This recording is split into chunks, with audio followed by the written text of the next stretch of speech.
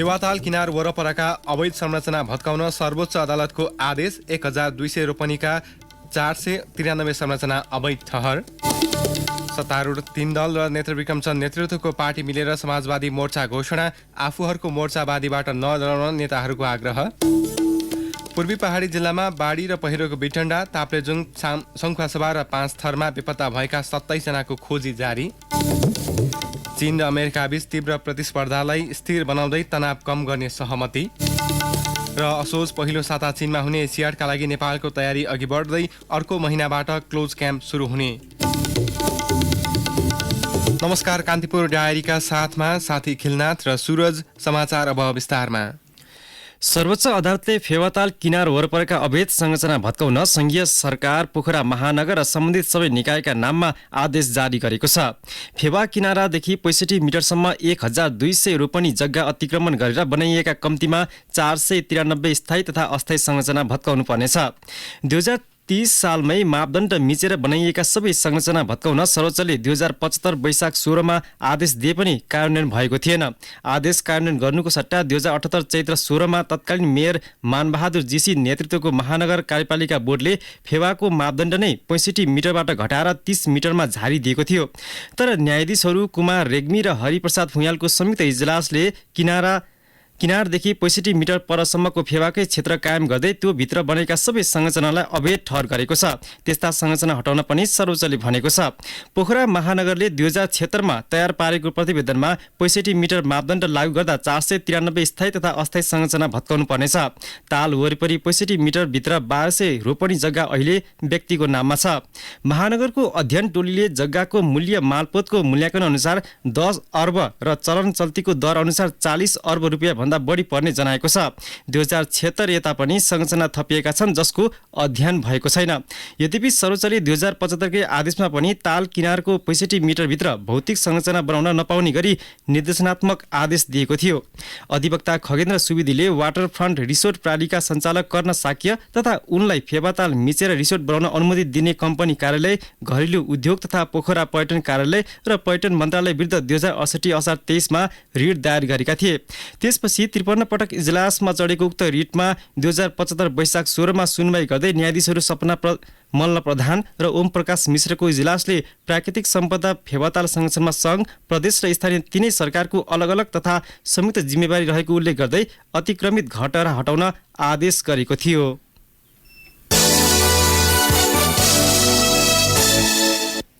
4 दिनदेखिको निरन्तर वर्षापछि आएको बाढी पहिरोमा परि पूर्वी पहाडका ताप्लेजुङ र सङ्खुवासभामा सोमबार थप 3 जनाको मृत्यु भएको छ। ताप्लेजुङको सिदिङवा गाउँपालिका 6 मेहेलेमा पहिरोले बगाउँदा बाबु छोराको मृत्यु भएको छ। यस्तै सङ्खुवासभाको 5 कपन 5 स्थित हेवा खोला किनारमा सोमबार एक शव भेटिएको छ। सो शवको हिजो बेलुकासम्म पहिचान खुल्न नसकेको प्रहरीले बताएको छ। मेहेलेमा हिजो बिहान गएको पहिरोले केशर कुमार राई र उनका छोरा सुरेश सहित छिमेकी राजकुमार राईलाई पहिरोले बगाएको थियो। गत शनिबारको बाढी पहिरोबाट सङ्खुवासभा, ताप्लेजुङ र 5 थरमा बेपत्ता भएका मध्ये 27 जना अझै बेपत्ता छन्, फेला परेका छैनन्। वर्षा नरोकिँदा र सडक अवरुद्ध भएकाले बेपत्ताको खोजीमा समस्या भइरहेको सुरक्षा अधिकारीहरूले बताएका छन्। सिदिङवाको सबैभन्दा बढी प्रभावित क्षेत्र मेहेलेमा पुग्न कठिन भइरहेको गाउँपालिकाका अध्यक्ष मानबहादुर राईले बताउनुभयो। मेहेलेका वडा अध्यक्ष रत्न लिङदेनले बाढी पहिरोका कारण वडाका 500 मध्ये 400 परिवार असुरक्षित रहेको बताउनुभयो। सरकारले पठाएको हेलिकप्टरले घाइतेको उद्धार गरे पनि पाल, खाद्यान्न, कम्बल लगायत विस्थापितका लागि आवश्यक सामग्री नजारिदिएकोमा उहाँले दुखेसो गर्नुभयो। जिल्ला विपद व्यवस्थापन समितिले खाद्यान्न लगायतका राहत सामग्रीका लागि आइतबार स्थानीय तहलाई अनुरोध गर्ने निर्णय गरेको थियो। तर पैदल मार्गबाट जान सक्ने अवस्था नभएको सिदिङवा गाउँपालिकाका अध्यक्ष राईले बताउनुभयो।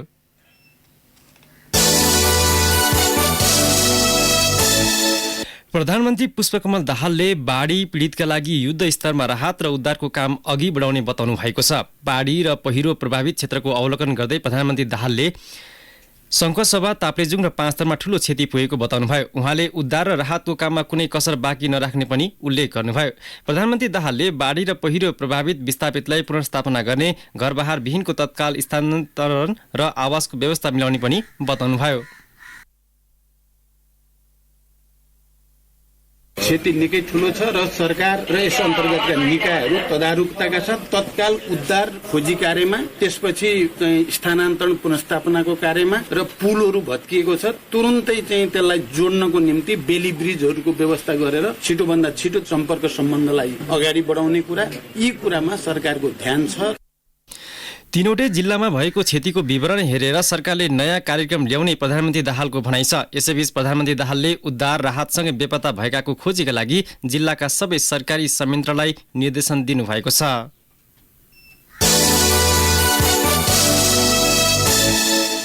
सत्तारूढ माओवादी केन्द्र, एकीकृत समाजवादी, जनता समाजवादी पार्टी र नेत्र विक्रम चन्द नेतृत्वको पार्टी मिलेर समाजवादी मोर्चा घोषणा भएको छ।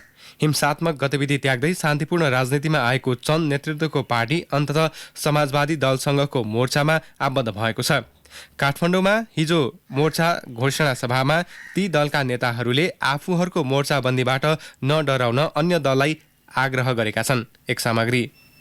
नेकपा माओवादी केन्द्रका अध्यक्ष एवं प्रधानमन्त्री पुष्पकमल दाहालले समाजवादी मोर्चा संघीय गणतन्त्रका पक्षधरहरूप्रति परिलक्षित नरहेको बताए। उनले हतारमा पार्टी एकता गरेर व्यवहारमा सफल गर्न नसकेको विगतलाई समीक्षा गर्दै समाजवादी मोर्चा जन्मिएको प्रश्न पारे। दाहालले समाजवादी मोर्चा सच्चा र इमान्दार भएर जनताका पक्षमा उभिनेमा कुनै दुविधा नभएको दावी गर्दै भने 70-75 वर्ष सङ्घर्ष गरेर जेल नेल यातना त्याग र बलिदानका कीर्तिमान कायम गरेर स्थापित भएको जनताको अधिकार खोसेर फेरि देशलाई प्रतिगमनको, फेरि देशलाई हिजोकै सामन्ती निरङ्कुशतातिर फर्काउन चाहनेहरूका विरुद्ध एउटा नयाँ अभियान र युद्ध पक्कै पनि हो।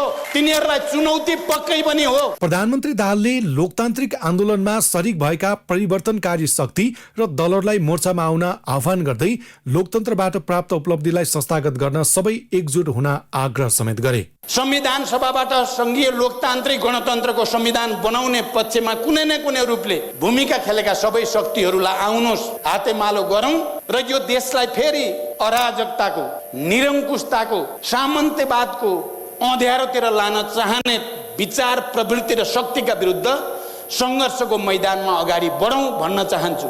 एकीकृत समाजवादीका अध्यक्ष माधव कुमार नेपालले मुलुकमा प्रतिगमनको खतरा विद्यमान रहेकाले मोर्चा घोषणाको अवस्था आएको औल्याएका थिए। अध्यक्ष नेपालले राजनीतिमा भएका विकृति विसङ्गति अन्त्य गरेर अगाडि बढ्न मोर्चाले नयाँ यात्रा सुरु गर्ने बताए। उनले मोर्चा कुनै दल वा पार्टी लक्षित नभएको भन्दै मोर्चा गठनबाट कोही नतर्सिन आग्रह समेत गरे। कुनै पार्टीलाई घुर्क्याउन हामीले खोजेका होइनौँ, कसैलाई दबाब दिन चाहेका पनि होइनौँ, कसैलाई तर्साउन पनि चाहेका होइनौँ। नतर्सिनुहोस्, ढुक्क हुनुहोस्।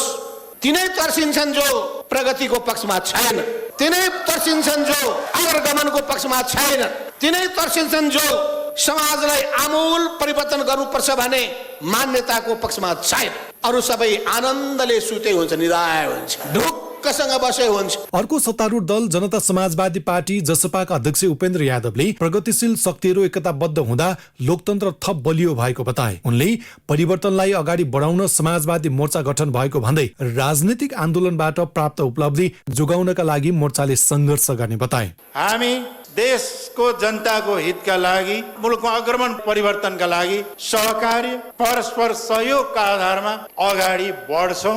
तर प्रतिगमनकारी शक्तिहरू जसले मुलुकमा संघीय लोकतान्त्रिक गणतन्त्रलाई, विगतका आन्दोलन सङ्घर्ष र बलिदानको उपलब्धिलाई समाप्त पार्ने खेल खेलेका छन्, निश्चित रूपमा तिनको विरुद्धमा यो मोर्चा उभिनेछ, आवश्यक परे सङ्घर्ष पनि गर्नेछ। शान्तिपूर्ण राजनीतिमा आएसँगै संसदीय दलको मोर्चामा सहभागी भएको नेपाल कम्युनिस्ट पार्टीका महासचिव नेत्रविक्रम चन्दले प्रतिगामी शक्तिलाई रोक्न समाजवादी मोर्चाले महत्वपूर्ण भूमिका निभाउने दावी गरे। नेपालको राजनीतिक इतिहासमा मोर्चा नयाँ सुरुवात भएको दावी गर्दै चन्दले भने, कुनै पनि मूल्यमा आजको सङ्कटबाट प्रतिगामी र पश्चगामीहरूलाई मौकाको फाइदा उठाउन दिनु हुँदैन।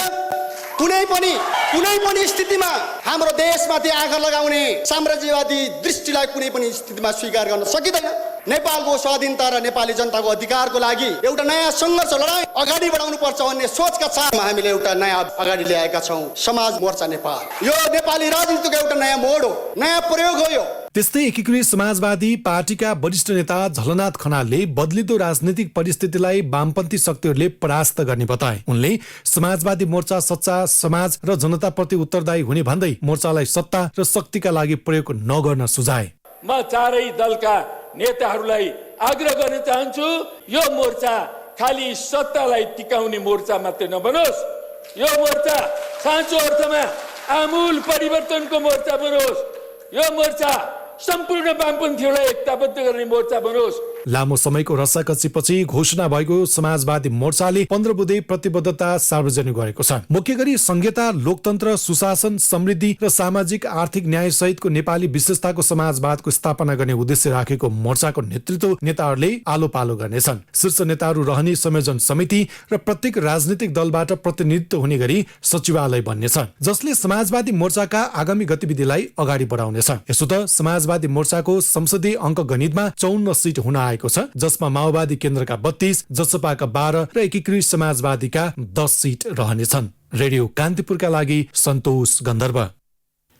कान्तिपुर डायरीमा अब ब्रेकको पालो। ब्रेकपछि कान्तिपुर डायरीमा अब कान्तिपुर सविस्तार। कान्तिपुर सविस्तार। एसिया महादेशको सबैभन्दा ठूलो खेलकुद प्रतियोगिताका रूपमा स्थापित एसियाली खेलकुदको 19औं संस्करण यसै वर्ष चीनको हान्जाउमा आयोजना हुँदैछ। यसअघि सन् 2022मा हुने भनिएको प्रतियोगिता कोरोना महामारीका कारण हुन सकेन। आगामी असोज 6 देखि 21 गतेसम्म हुने प्रतियोगितामा नेपालबाट 29 खेलका लागि 231 खेलाडी सहभागी हुँदैछन्। यसअघि 16वटा संस्करणमा भाग लिइसकेको नेपालले एसियाली खेलकुद प्रतियोगितामा अहिलेसम्म स्वर्ण पदक भने जित्न सकेको छैन। एसियाली खेलकुदका लागि युवा तथा खेलकुद मन्त्रालय, राष्ट्रिय खेलकुद परिषद राखेप र नेपाल ओलम्पिक कमिटीले तयारी अघि बढाएका छन्।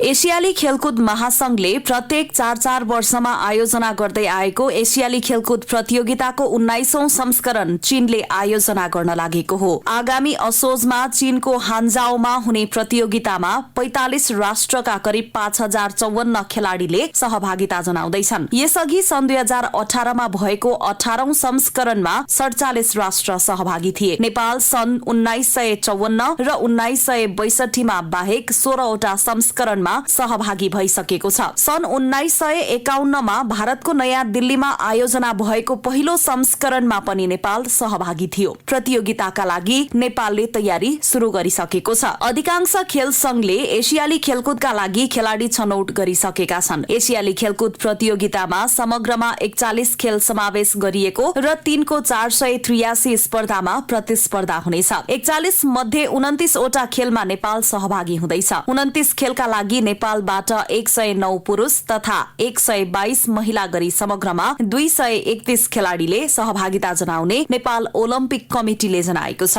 यस्तै टिम अफिसियल 111 जना रहनेछन्। पहिलो पटक एसियाड खेल्न लागेका टेबल टेनिस खेलाडी संयोग कपाली भन्छन्, एसियन गेम्सको लागि नेसनल टिमको 3 जना केटा 3 जना केटी हो। साउन 1 गतेबाट चाहिँ हाम्रो क्लोज क्याम्प हुन लागेको छ। त्यसपछि वैदेशिक ट्रेनिङ पनि हुने कुरा छ। एसियन गेम्स चाहिँ फर्स्ट टाइम हो। एसियन गेम्समा राम्रो रिजल्ट ल्याउने चाहिँ टार्गेट छ योपालि। नेपालले एसियन गेम्समा अहिलेसम्म स्वर्ण पदक जित्न नसके पनि 2 रजत र 22 कांस्य गरी 24 पदक जितेको छ। यो पटक नेपालको लक्ष्य स्वर्ण पदक जित्ने नै हो। एसियाली खेलकुदमा सबैभन्दा बढी चीनले 1473 स्वर्ण जित्दा जापानले 1031 तथा दक्षिण कोरियाले 745 स्वर्ण पदक हात पारेको छ। एसियाली महादेशका 101 राम्रा खेलाडीहरूको जमघट हुने एसियाली खेलकुद प्रतियोगिता नेपाली खेलाडीका लागि जहिले पनि फलामको चिउरा बन्दै आएको छ। सन् 1998 को एसियाली खेलकुदमा तेक्वान्दोकी सबिता राज भण्डारीले नेपाललाई पहिलो रजत पदक दिलाइन्। गत संस्करणमा नेपालले प्याराग्लाइडिङमा रजत पदक जितेको थियो। ओलम्पिक काउन्सिल अफ एसियाका सदस्य सबै 45 राष्ट्रको ओलम्पिक कमिटीहरूले आफ्ना देशका खेलाडीहरूले खेल्ने खेलको नाम एसियाली खेलकुद महासंघमा पठाइसकेका छन्। एसियाली खेलकुदमा नेपालले महिला कबड्डीमा पहिलो पटक भाग लिँदैछ। नेपाल कबड्डी संघकी अध्यक्ष तुलसी थापा भन्छन्, टिम छनौट भइसकेको छ। क्याम्प सुरु गरेको छौं। खेलाडीहरूलाई पूर्वाधारहरू प्राप्त नभए पनि हामीले आफ्नो किसिमबाट चाहिँ नि तयारी गर्दैछौँ। यो पटक टार्गेट गोल्ड मेडल नै हो होइन, सबैको चाहना त्यही हुन्छ र हामी पनि त्यही आशा राखेका छौँ। हाम्रो कोसिस पनि त्यही छ, जति हुनुपर्ने हो त्यो छैन भने जस्तो हाम्रो रिक्वायरमेन्टहरू जति चाहिने हो त्यो सबै हामीसँग छैन। नहुँदा पनि हामीले चाहिँ मेडल प्राप्त गर्ने हिसाबले नै हामी तयारी चाहिँ गर्दैछौँ। आज त हामीले परिणाम चाहिँ ल्याउँछौँ, मेडल ल्याउने हिसाबले नै हाम्रो तयारी भइरहेको छ। एसियाली खेल अभियान 19औं संस्करणसम्म आइपुग्दा चीनले यो प्रतियोगिताको आयोजना तेस्रो पटक गर्न लागेको हो। चीनले यसअघि सन् 1990 र 2010मा प्रतियोगिताको आयोजना गरेको थियो। एसियन गेम्स थाइल्याण्डले सबैभन्दा बढी 4 पटक आयोजना गर्दा दक्षिण कोरियाले 3 तथा भारत, जापान, इन्डोनेसिया र चीनले 2 संस्करण आयोजना गरेका छन्। यस्तै फिलिपिन्स, इरान र कतारले समान 1 संस्करण आयोजना गरेका छन्। यसपटक प्रतियोगिताका लागि चीनले $8 बिलियन खर्च गर्ने जनाएको छ। एसियाली खेलकुद प्रतियोगिताका लागि नेपाल सरकारसँग करिब 29 करोड बजेट माग गर्ने राष्ट्रिय खेलकुद परिषद राखेपले जनाएको छ। नेपाल ओलम्पिक कमिटिले प्रतियोगिताको तयारी तीव्र गतिमा भइरहेको जनाएको छ। कमिटिका उपाध्यक्ष एवं कार्यकारी निर्देशक चतुरानन्द वैद्य भन्छन्, यो एसियन गेममा नाम पठाउने भनेर हामीले पहिले पठाइसक्यौँ होइन। लङ लिस्ट बनाएको छौँ, सम्भाव्य भएको खेलाडीहरूको लङ लिस्ट पठाउनुपर्छ। हामीले लङ लिस्ट पठाइसकेपछि त्यसभित्रको चाहिँ सेलेक्सन गरेर अहिले हामीले अलमोस्ट अल साढे अस्ति चाहिँ नि यो प्रि डिआरए मिटिङ भनेर रेजिस्ट्रेसन गर्नको लागि मिटिङ गर्नुपर्छ। अनलाइन हामीले मिटिङ गरिसक्यौँ। अब फाइनल डेट अझ बाँकी छ। त्यसमा हामीले 29 गेमको चाहिँ नि हामीले रेजिस्टर गरिसकेका छौँ। मेडलमा पनि होप छ होइन, खेलमा भाग लिनु भने मेडलको लागि नै हो। प्लस हाम्रो चाहिँ यसको अनुभवले 7 गेममा हामीले पहिला जितेको जुन यो मेडल ट्याली छ त्योभन्दा कम नहोस् भन्ने नै हो कि। 19औं एसियाली खेलकुदका लागि राखेप र ओलम्पिक कमिटिले तयारीलाई अघि बढाएका छन्। युवा तथा खेलकुद मन्त्रालयले खेलाडीको प्रदर्शनका आधारमा सेवा सुविधा समेत वृद्धि गर्ने बताएको छ। नेपालले प्रतियोगितामा सहभागिता जनाउने खेल मध्ये अधिकांश खेलको छनौट पूरा भएको र बाँकी यसै सातामा अन्तिम छनौट हुने बताइएको छ। राखेपले आगामी श्रावण 1 गतेदेखि भदौ 1 गतेसम्म एसियाडमा सहभागी हुने सबै खेलाडीलाई क्लोज क्याम्पमा राख्ने जनाएको छ। रेडियो कान्तिपुरका लागि पूजनी श्रेष्ठ। कान्तिपुर सविस्तार।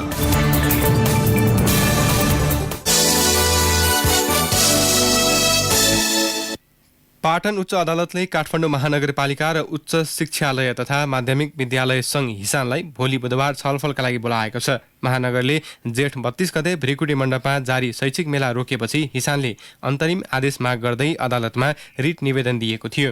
न्यायाधीश जगदीश घिमिरेको इजलासले दुवै पक्षलाई छलफलमा बोलाउन आदेश दिएको हो। अन्तरिम आदेशको लागि दुवै पक्षको छलफल गर्नुपर्ने प्रकृतिको देखिएको रजिस्ट्रार ठगिन्द्र कट्टेलले जानकारी दिनुभयो। छलफलमा उपस्थित हुन विपक्षी काठमाडौँ महानगरपालिकालाई सबुत प्रमाण र निर्णय कागज भए सो समेत उपस्थित हुन भनेको छ। शैक्षिक मेलामा बिना कारण हस्तक्षेप गरेकोमा 15 करोड क्षतिपूर्ति र तत्काल मेला सञ्चालनको मागसहित हिसानले आइतबार रिट दर्ता गरेको थियो। उच्च अदालतले निवेदनको माग अनुसार आदेश जारी हुन किन नपर्ने कारण, आधार र प्रमाणसहित 15 दिनभित्र लिखित जवाफ पेश गर्न पनि आदेश दिएको छ। सो मुद्दामा अदालतको कारण देखाउ आदेश जारी गर्दै अन्तरिम आदेशका लागि छलफलमा झिकाउने निर्णय गरेको पाटन उच्च अदालतका रजिस्ट्रार कट्टेलले जानकारी दिनुभयो। शिक्षा मन्त्रालयबाट अनुमति लिएर जिल्ला प्रशासन कार्यालय काठमाडौँ र काठमाडौँ महानगरपालिकालाई जानकारी दिएर मेला आयोजना गरिएको थियो। 4 दिने मेला उद्घाटनकै दिन नगर प्रहरीले माथिको आदेश भन्दै बन्द गराएको आयोजकले बताएको छ। मेलामा रोक लगाउँदा 15 करोड क्षति भएको आयोजकको भनाइ छ। कान्तिपुर डायरीमा पुनः ब्रेकको पालो। ब्रेकपछि अब आर्थिक प्रसङ्ग। नेपाल धितोपत्र बोर्डले घोराई सिमेन्टको प्राथमिक सेयर निष्कासन आइपिओ स्थगन गर्न निर्देशन दिएको छ। सेयरमा आवेदन दिन तोकिएको पहिलो 4 दिनको समयभित्रै मागिएको भन्दा बढी आवेदन परेको थियो। तर त्यसमा आवेदन सङ्कलनका लागि म्याद थपिएको, ठूलो संख्यामा फर्जी आवेदन परेको, केयर रेटिङ नेपालले स्वार्थ बाजिने गरी घोराई सिमेन्टको आइपिओको रेटिङ गरेको लगायतका आरोपमा सुपरिवेक्षण विभागले सोमबार आइपिओ स्थगन गर्न निर्देशन दिएको हो। सेयरमा आवेदन दिन तोकिएको पहिलो 4 दिनको समयभित्रै मागिएको भन्दा बढी आवेदन परेको अवस्थामा पनि आवेदन सङ्कलनका लागि सूचना जारी गरेको, खातामा पैसा नभएको पनि ठूलो संख्यामा आवेदन परेको लगायत विषयमा अनुसन्धान गर्न सो प्रक्रिया स्थगन गर्न निर्देशन दिएको नेपाल धितोपत्र बोर्डका प्रवक्ता मुक्तिनाथ श्रेष्ठले जनाउनुभयो। हिजो साँझसम्म करिब 1 करोड 30 लाख किता सेयर फर्जी परेको भेटिएको सिडिएस एन्ड क्लियरिङका प्रमुख कार्यकारी अधिकृत पूर्णप्रसाद आचार्यले बताउनुभयो। 10 लाख किताका दरले 13 जनाको आवेदन परेको, त्यसमध्ये 2 जनाको आवेदन स्वीकृत भएको र 1 जनाको नन भेरिफाइड अवस्थामा छ। संघीय संसदमा प्रस्तुत आगामी आर्थिक वर्षको बजेटलाई समय र आवश्यकताका आधारमा संशोधन गर्न सकिने अर्थमन्त्री प्रकाश शरण महतले बताउनु भएको छ। मोरङ व्यापार सङ्घको 63औं वार्षिक साधारण सभाका अवसरमा उहाँले हिजो बजेट निर्माण गर्दा त्रुटि नै भएन भन्न नसकिने स्वीकार गर्नुभयो। उहाँले भन्नुभयो, कहीँ कतै त्रुटि भएका होलान्, केही छुटेका होला, अझै सुधारको आवश्यकता पनि होला। तपाईहरूले कमजोरी औँल्याउनु पनि भएको छ, त्यसलाई समय सापेक्ष र आवश्यकताका आधारमा करेक्सन गर्न सकिन्छ। सीमित सीमा र समयमा बनाइएको बजेट समग्र जनताका लागि उपयोगी हुनेतर्फ उन्मुख भएको उहाँको भनाइ छ।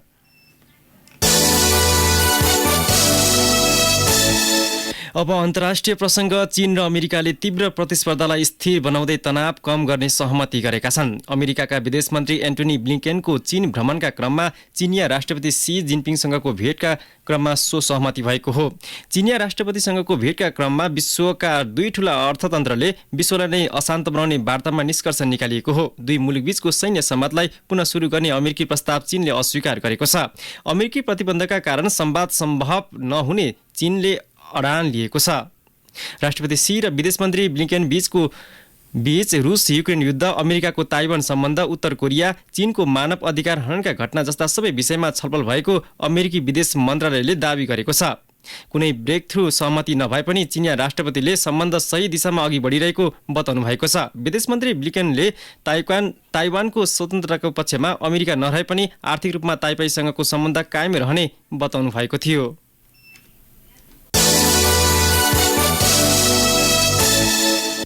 अब खेल प्रसङ्ग। आइसिसी एक दिवसीय विश्वकप क्रिकेट छनौटमा नेपालले आज अमेरिकासँग प्रतिस्पर्धा गर्दैछ। नेपाली समयअनुसार मध्याह 1:15 बजे जिम्बाब्वेको हरारेमा दुई टोली बीचको खेल सुरु हुनेछ। नेपाल रोहित पौडेलको कप्तानीमा मैदान उत्रनेछ। अमेरिकाको नेतृत्व मोनक पटेलले गर्दैछन्। नेपाल र अमेरिका बीच यसअघि भएका 5 खेलमा 2मा नेपाल र 2मा अमेरिका विजयी भएका छन् भने एक खेल टाई भएको छ। नेपाल विश्वकप छनौटमा यसअघि भएको पहिलो खेलमा जिम्बाब्वेसँग 8 विकेटले पराजित भएको थियो। अमेरिका पनि आफ्नो पहिलो खेलमा वेस्ट इन्डिजसँग 29 रनले पराजित भएको थियो। विश्वकप छनौटमा आज सोही समय जिम्बाब्वे र नेदरल्यान्ड्स बीच पनि प्रतिस्पर्धा हुँदैछ।